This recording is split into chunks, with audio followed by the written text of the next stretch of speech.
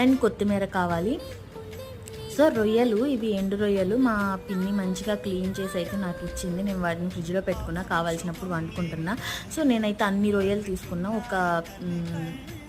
ఏమంటారు, కొన్ని రొయ్యలు మాత్రమే తీసుకొని వాటిని మంచిగా ఒక హాఫ్ అన్ అవర్ 1 అవర్ నానబెట్టుకోవాలి వాటర్లో. ఎందుకంటే దాంట్లో ఉండే డస్ట్ అంతా పోతుంది, లేకపోతే కనుక ఇసుకిసుగ్గా ఉంటుంది. ఎందుకంటే అవి సముద్రంలో ఎక్కడైనా సరే ఉంటాయి కదా. సో అందుకని చెప్పేసి మంచిగా వాష్ చేసుకొని నానబెట్టుకొని 2-3 టైమ్స్ మంచిగా వాష్ చేసుకొని దాని తర్వాత ఇంక ఇక్కడ నేనైతే చట్టు పెట్టేసుకున్నాను. ఒక గిన్నె పెట్టేసుకొని కొంచెం ఆయిల్ వేసుకున్నా.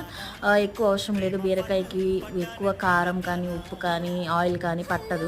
సో నేను ఇక్కడ రొయ్యలు వేసేసుకొని ఫస్ట్ కొంచెం ఆ రొయ్యలు అనేవి ఫ్రై చేసుకోవాలి.